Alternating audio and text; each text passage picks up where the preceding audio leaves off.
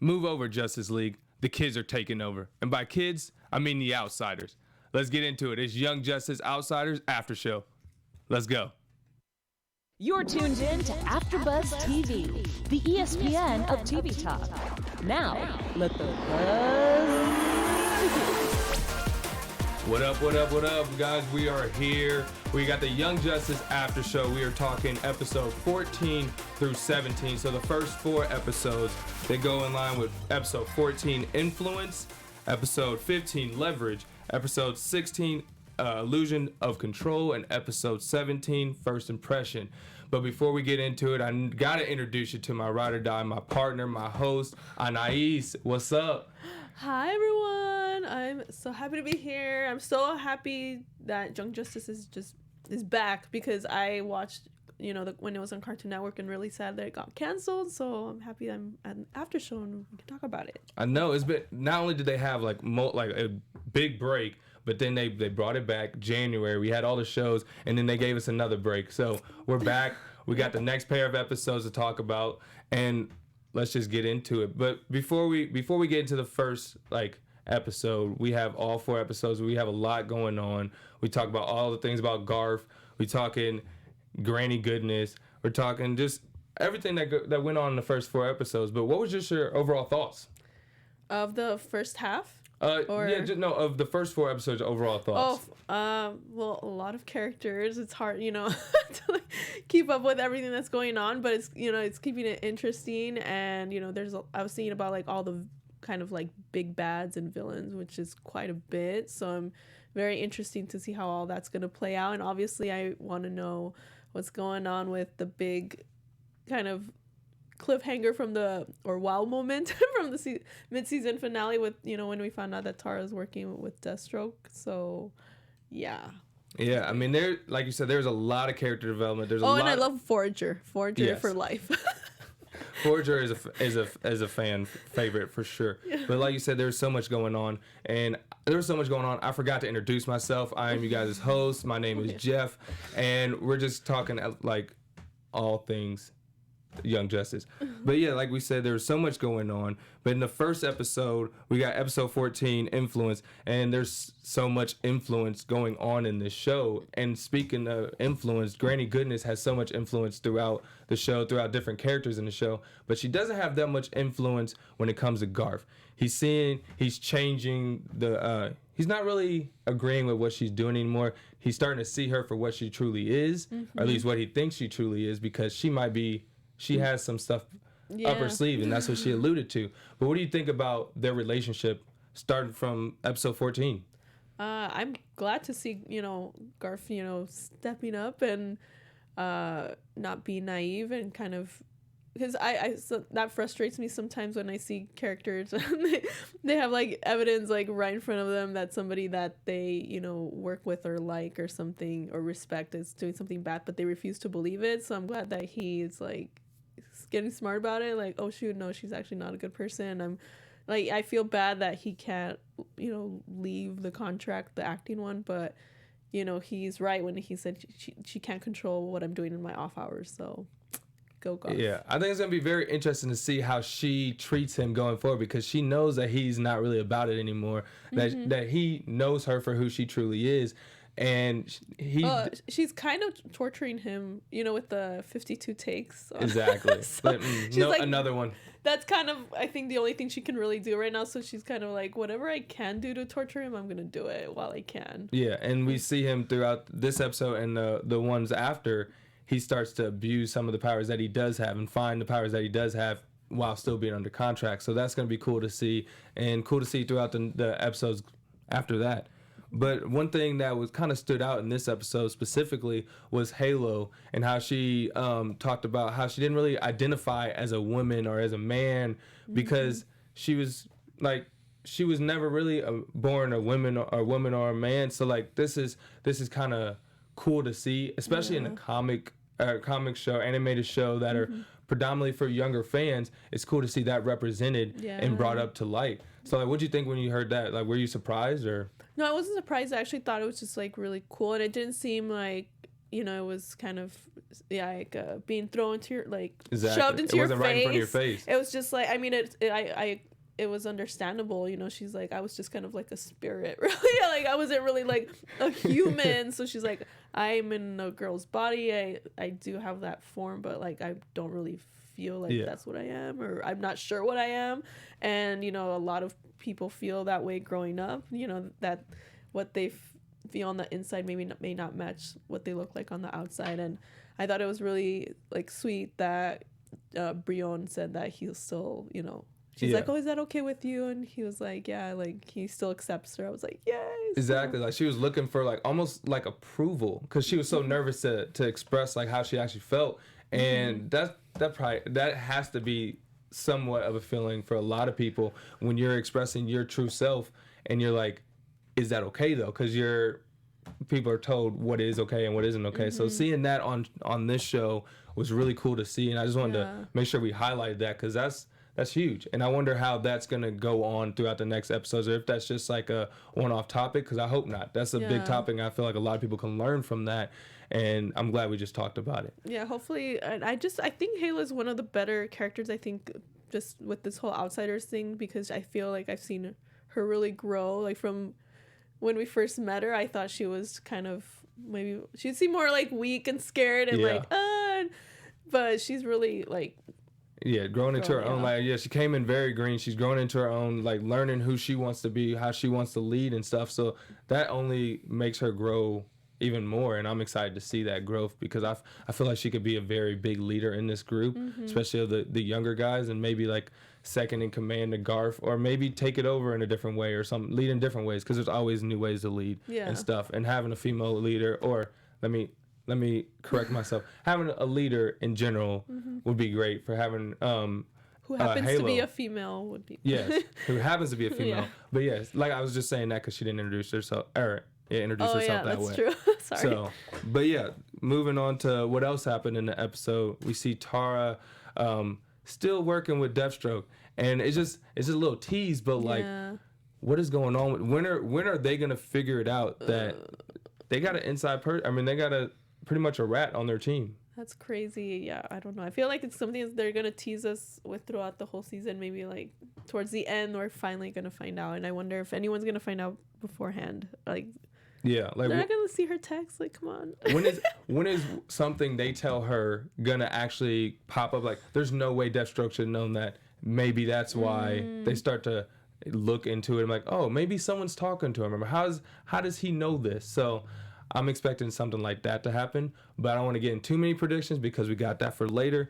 We actually want to talk. We actually want to talk about the comments and just how the fans can interact and tell us what they think are going to happen for that storyline, just with Tara and Deathstroke, and if he's really going to, if she's really going to betray them, I guess. But leave that in the comments and then just let us know.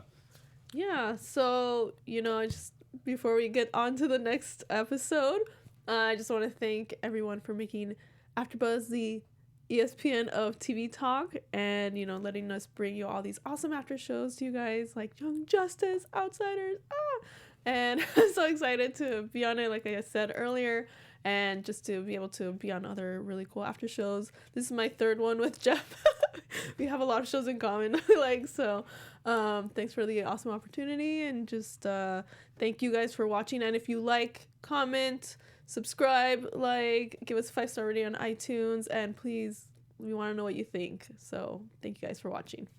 Yes, exactly. And without AfterBuzz, like Anais said, we wouldn't be working on 3 shows together. So appreciate AfterBuzz. We're out here. Our superhero fandom is alive and well. And we're going to be talking about the next episode 15, which is more of the same with Garth. We still see his character development, and that's something we see throughout all 4 episodes. And that's kind of be like what we're talking about throughout the whole show, this whole after show, because he grows so much. You start seeing him not only kind of make his way away from Granny Goodness, but move towards the team again into a leadership role. And in this episode specifically, you see him just struggle with working with Granny, and how he's still trying to find his way and find how he can find himself while still working under her, because he knows she's not doing it for good. She's evil. So I guess in this specific episode, we're trying to just figure out what's the next steps, and I don't think he like actually does anything against her. I believe this is when he moves into works back into the group. Am I correct on that? Wait, I think no, he joined back in 14. He joined back in 14. Yeah. But yeah, so I mean, in 15, that's when they have like the new like windfall and what's the other girl? So when they introduced the new, there's so many. Yes. Oh, at the Towel Center with Dr. Eduardo and Ed. There's like two Eduardos. Like one's Dr. Eduardo and one's Ed, and they're training the new. I thought that was a cool just storyline and setup, just to see the new recruits and see how like people are dealing with their powers. Yeah. Because like, I mean, a lot of them don't want their powers. A lot of them do want their powers. A lot of them are just scared of their powers. And even though that's not really a relatable thing, yeah. I feel like I kind of wish I feel like people could relate to it. Maybe that may be just me as a superhero fan, because I've seen that type of stuff, and I've seen people in superhero movies that like their powers and some people that don't. Mm-hmm. But like that seems relatable. Like when you're new and when you're a teen, say something's new to you and you don't really know how to deal with it, they go look for other people to help them out, and people do it in different ways. And I thought that was a really cool scene and maybe to show. It could be relatable in the fact that like, just accepting your body, for the way it is. Like some people don't, like they might, we always want to change something, but it's kind of like, this is what you were born with, this is what you have, try to like accept it and work with it. Maybe in that way I can kind of relate to it. But I thought it was really cool. One thing that I really liked about the center is that they were very, there wasn't just like, okay, you have to do everything we say, it has to be this way or this way. It's just like, we have these collars, it's optional. If you want it, cool. If you don't want it, it's fine. If you want to leave at any time, it's cool. So they were really like making them feel like comfortable, and just like, if you don't want to be here, cool. So I really like if I was in that situation as a teenager, I'm like, okay, I would feel good to be here, because I know that they actually like want me to do what I feel is best for me, not just like, okay, we need to train you and you have to stay here and blah, blah, blah. So no, I thought that was really cool. And like the brace that they have, the to power dampeners, that reminded me of Amanda Waller and how she had those. Well, they kind of teased it. They're like, these are not the ones that are destroying anyone or that are like used against people. And that's what reminded me of Amanda Waller. And then we see her later in the episode kind of teasing that, hey, that wasn't just a group of bad guys. I brought them there as a part of the government mission to actually take down the people in Russia. And I thought it was cool to see, because, I mean, we get Amanda Waller bringing back the Suicide Squad or Task Force X, I think she called them. Oh, okay. See, I thought because she said it. I think she said it wasn't the Suicide Squad. It wasn't her that brought it up. It was Aquaman. It was Aquaman who said. I'm almost positive he said Suicide Squad. But either way, he did. Yeah. Okay, but yeah, when I saw that, I thought that was cool, because just watching that whole scene before, I was kind of confused at why there's two different teams attacking the same site at the same time, and then that kind of brings it all back in. Now, is that going to be a type of rough relationship they're going to have to deal with? Like, are they going to be going behind Amanda Waller's back the whole time? I guess so, because I mean, she kind of like told Aquaman to, he's like, she kind of threatened him in a way, kind of like, if you expose me, I'll expose you, or something like that. Yeah, so. And that was wild, because it's like, at that point you can't really do anything, because Justice League they're already like doing stuff behind closed doors because they have to, because of all the politics and stuff, and she's doing it the same. So I'm really interested to see how that storyline develops, because they're kind of at a roadblock right there, or at least they were until the Outsiders came. Dun, dun, dun, dun. Spoiler alert. But yeah, we'll go into the next episode, because that's where they kind of leave us off in 16. In 15. Wait, there's a big moment at the end with Halo. We find out. Dun, dun, dun, dun. Yes, bring it. That's why there's two of it. Yes. So what happens? Big one. So she gets triggered by like something Captain Boomerang says when he tells her, what is he? I got a proposition for you, because that's something Gabrielle heard that she was told, back, because she has like Gabrielle's like memories and stuff like that, and then she realizes that Gabrielle was the one that lets the metahumans in to murder Brion's parents. So, oh my Yeah. And then she's like, he can never know. And I'm like, yeah, girl. It's like he cannot know. That wouldn't be great. It wouldn't be great. And like, I mean, but I feel like if he did find out, he loves her. He knows that, kind of like what Artemis. No, was it no? The doctor, I think she said, because she later that like I think he would forgive her because it's not really her that did it. So. Yeah, I think he would forgive her as well, but like you're still afraid. And also she was like vulnerable, and she was in like she needed money, I guess. So that's why I feel so bad for her. Oh. Yeah. But I mean, yeah, we'll have to see. We'll have to see because I mean, there's so many factors, but at the end of the day, she opened the door. I don't know. We'll see how it goes. But yes, like I was saying, the next episode we're dealing with 16. We got illusions of control, and in this episode we start to see Count Vertigo kind of messing with the team, trying to mess with their minds, and then they try to actually kidnap his niece Perdita. Yes. So that was actually a pretty cool scene. Yeah, I liked it. Even though this is not DC, it reminded me of Spider-Man. No spoilers. It reminded me of a new Spider-Man movie. Just saying. I was going to talk about a movie I just saw, but I was like, there's spoiler alerts. Just something funny. I did really like how, because I kind of could relate with Static Shock. I call him Static Shock, but I think they call him Static or something. Yes, but Static Shock. How he was like the seventh wheel, and everyone's like, he's like, I gotta get a girlfriend. Oh, you have to get a girlfriend, because that's how I feel a lot. It's just like you're surrounded by couples, like, God dang it, like everyone's all coupled up. That was like a rolling joke throughout the whole episode, and I was like, every time I was like, I feel that though. Like I was out this weekend, and I'm like, oh, you're just single as a bee. I'm like, all right, I feel that. And I felt so, like Static Shock is my guy this episode. I felt so bad for him when like he's talking to the girl at the end, and then he's like, well, he couldn't reveal that he was a superhero, but he's like, well, I know them. She's like, yeah, right, or something. I'm like, God dang it, come on, help him out. He's demoted all the way to I know them. Not that I'm a superhero, but I know them. So but then again, you don't want that girl. Like she only wants to date superheroes. Why would you want to date a girl like that? So you know what? He's better off without her. But it was just like a nice kind of. It's just nice to see some funny moments, in the show. So it's not like that's why I liked whenever I see like Kid Flash and Blue Beetle, like they bring the comedic. They bring the energy. They bring some lightheartedness because they're young and that's the characters they play, and I just love seeing that. But yeah, another thing that's in this episode that we talked about in the last episode is that Violet talks to Helga about or not Helga. I'm sorry.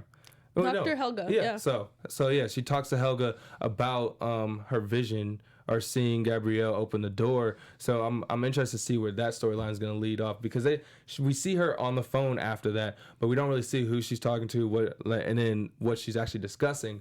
But it's very interesting. Very interesting to see where that's going to lead off. I wonder, like, is she kind of like a plant or something? I'm like, who can't trust anyone. Exactly. I was gonna say there's so many. Not trust anyone. There's so many people. There's so many different teams. So many different missions.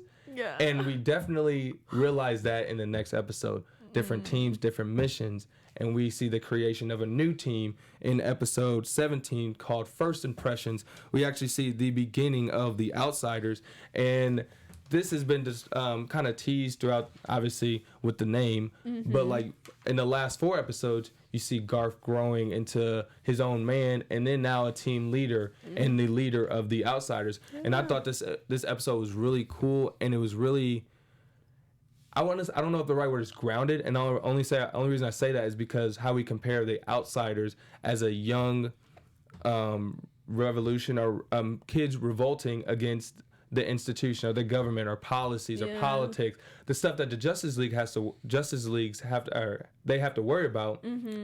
Teenagers don't.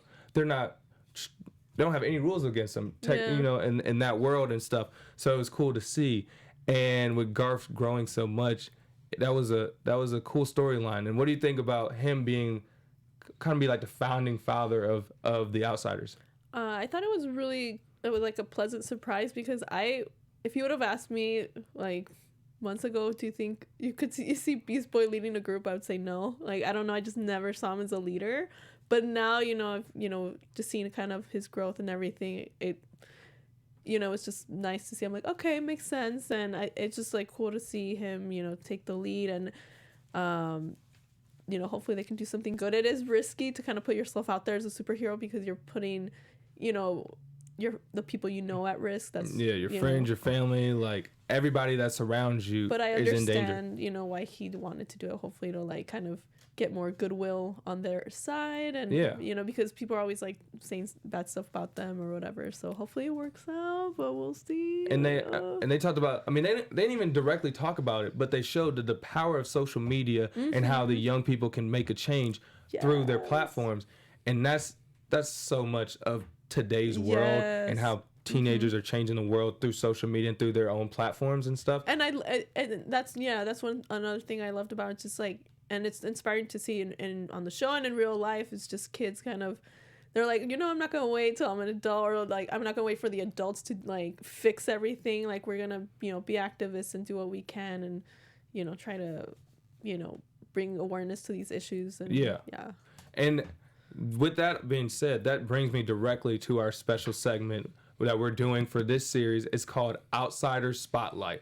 And if you guys don't know what Outsider Spotlight is, it's because it's the first time we're doing it. But Outsider Spotlight is where we spotlight an outsider. As we talked about, an outsider is someone that is breaking the mode, creating waves, doing something different, and making a difference for not only for their people that watch them and work with them every day, but also just changing the world. So we wanted to spotlight a teenager that was doing that. And for this week, we wanted to spotlight the actor, the Disney Channel star, Joshua Rush. Let me get his name right. Joshua Rush. And he is on Disney Channel. He's on Disney Channel's Andy Mack. But if you don't know, he also runs a social media account called Rush in the News, or News in a Rush. Oh, okay. So News in a Rush is on it. He has a Twitter, Instagram, and everything where he breaks down the news in 1 minute. So say there was an election or something, he would break that down in a minute for all his fans. And with him being on Disney Channel, it is a minute of breaking down the news for a teenager's perspective. So it's really cool. And he's a political activist at the age of 17? Wow. So that's really cool to see. Yay. So this is our Outsider Spotlight. So with that being said, we chose Joshua Rush today, but we also wanted to bring this for you guys. We also know some outsiders that are bringing awareness to everything, but we want to know about you guys. What outsiders do you guys know that are bringing awareness to a specific policy or specific thing? Let us know, put it in the comments, and then we would love to spotlight them, because there's outsiders everywhere and not just on the show. What's it Joshua's like Instagram or social media? Just like, I believe it's at Joshua Rush. Oh, okay. Joshua Rush. And okay, then so follow him. for his account, it is News in a Rush, at News in a Rush. Okay. Yes. Cool. So go follow him. So yeah, I follow him, and I watched that just like from an outsider's perspective, and I was like, this is really cool. He's making waves, and having Disney Channel as a backer behind him is huge. Yeah. But like I said, there's outsiders that are not from Disney Channel. There's outsiders doing a lot of great things. So definitely leave that in the comments. Kind of like Beast Boy's an actor. Yes. Yeah, he's doing. But yeah. So next, what kind of news do you have about outsiders? Young Justice. Yeah. Well, it's not that much, but you know, there is some news. Okay, so give us all of it. First of all, we're gonna talk about a poster. Okay, a poster, Young Justice Outsider poster that was reviewed, that WB released for San Diego Comic-Con. And if you guys didn't know, the panel is gonna be on Saturday, 7 to 9 p.m. at the Indigo Ballroom, Saturday during Comic-Con. And the notable things about the posters, it features Granny Goodness, really big right there. Halo, you know, Terra, Beast Boy, Cyborg, and Nightwing, because I'm glad that they featured Nightwing, because we haven't really seen Nightwing in these last few episodes, and I'm wondering like what's going on with Nightwing. So it gives me hope to see him on the poster, that hopefully, you know, he'll come back in later episodes. And Cyborg too, because we haven't seen too much of Cyborg these last few episodes. So, you know, hopefully eventually he's gonna join, you know, maybe the Outsiders. Yeah, I need more of both of those guys. Yeah, so I'm glad to see them. And then Terra, she's not as prominent on the poster, but she's still there. And I have to say, like, maybe because I don't know, maybe it's not that big of an issue because we know she's not really good, but she doesn't have a superhero name. She's like, they just call her Terra, like her real name. I don't know. I think she needs a superhero name just if she's gonna be on the team. And then the other news is just quickly the confusing release schedule. A little bit. It's just weird. Okay, so first 3 episodes were released July 2nd. That's why we're covering them. You know, 4th episode, which is released 17, July 9th. And then from then on, it's going to be 1 episode released every Tuesday for the next 7 weeks. And then August 27th, it's going to be the last 3 episodes. So, you know, mark your calendars. So exactly. That's it. So there's a little bit of binging, there's a little bit of weekly. They tease us in different ways, but I like it. Either way, we're there, we're watching it, and we'll be right here for the after show. So that's all that matters. Let us know if you're going to Comic-Con and try to get one of those posters, and then try to send us one. Yeah, I was gonna say, if you get one, send an extra one, because your boy would love one. Yeah. But yeah, so before we leave, we gotta do some predictions. We gotta see what's going on in the next couple of episodes. We only have one starting next week. So what do you think? Huh? Top 3? Oh yeah. We're moving to top 3 first. Let's hold off on the predictions. We need some top 3. All right, so we're gonna talk about our top 3 iterations of any DC character, and there's many to choose from. So this was very, very hard to do. So, you know, we each picked one, and then one we picked together. So, the first one I picked was Wonder Woman, played by Gal Gadot, and the reason I picked her, I know it might be a controversial choice, but I picked her because she, you know, her interpretation of the character got a lot of, you know, women and just people in general into Wonder Woman. You know, a lot of people knew about Wonder Woman, but I feel like actually seeing her in her own film on the big screen kind of just like created this whole new buzz and interest in the character. So I credit, you know, big credit to Gal Gadot for that. So, and then number 2. Yeah, for number 2, we chose Grant Gustin as Barry Allen. This is my personal pick because it kind of brought me back into the superhero world.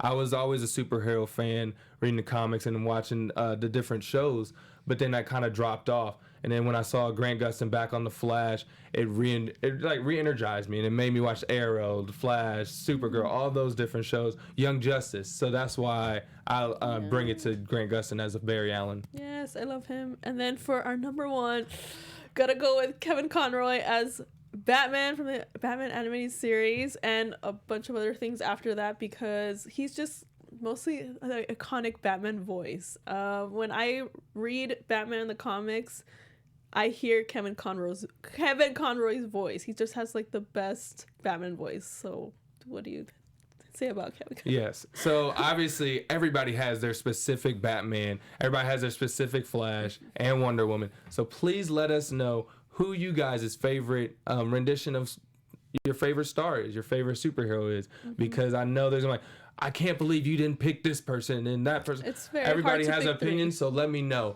and then we can meet each other in the comments. Yeah. But before we get to that, we gotta end with our predictions. So what do you think is gonna happen on the next episode? Oh man, on the next episode, Your AfterBuzz TV. I was just thinking like in general, but Give it to me. I want both of them. Next episode and in general. Cyborg. Okay, Cyborg's gonna join the Outsiders. You know, hopefully, you know, it's gonna come out that Halo, you know, or Gabrielle let them in to murder Brion's parents. So that's gonna come out. I don't know when, but it's gonna come out. And I feel like Brion is gonna forgive her. He's not gonna be mad at her. And that's it for now. I like that. I feel like Tara is gonna get exposed in the next episode. Ooh. I feel like they teased it for a mid-season like tease, and then they showed us a couple in the first episodes. I think it's time to actually use that and expose that, and maybe she actually turns on the team. So I'm expecting to see big Tara moments in this next episode. I'm interested. I don't know if they're gonna show like a flashback or something, because I want to know how that happened. How did she end up getting involved with Deathstroke? So please show us that, because I want to know. I'm interested. I think that would be a great way to tease like her betraying them. I think that'd be a great like episode where we actually see a bunch of backstories and stuff. Do more of like an episode on her, because episode 17 was strictly, I mean not strictly, but mainly about Garth. I think this could be a Tara episode that transitions into her betraying. It's gonna be like if this news, like the Halo or Gabrielle stuff, and Tara comes out the same episode, I'm gonna just feel so bad for Brion. It's like so too much for him. Like, that's a lot. My sister's betrayed me. Like my girlfriend somehow might have let my parents get killed. Like, poor dude. It's a lot. My guy has a lot of drama coming to him that he has no idea about. I'll send you a hug. Exactly. But hopefully we will see it all in the next episode. But before we leave, that is it for the first 4 episodes of the Young Justice After Show. But before we leave, let them know where they can find you. Instagram at More Than You Think 7, and the All That After Show and Swamp Thing After Show. Yeah, like that. Like she said, we can do all that after show. I got Young Justice After Show, Euphoria After Show. We got what? Swamp Thing After Show, Legion After Show. Oh, I just love the after shows, so they asked me to join it, and I'm just here. So that's where you guys can find me. Also at @JeffWill_Jr. on all social media platforms. And that's going to do it for us, guys. Make sure to watch next week, and make sure to watch Young Justice all the time. What are you doing? Have a good one. Peace. Bye. Our founder, Keven Undergaro, and me, Maria Menounos, would like to thank you for tuning in to AfterBuzz TV. Remember, we're not just the first, we're the biggest in the world, and we're the only destination for all your favorite TV shows. Whatever you crave, we've got it. So go to AfterBuzzTV.com and check out our lineup. Buzz you later. The views expressed herein are those of the hosts only and do not necessarily reflect the views of AfterBuzz TV or its owners or principals.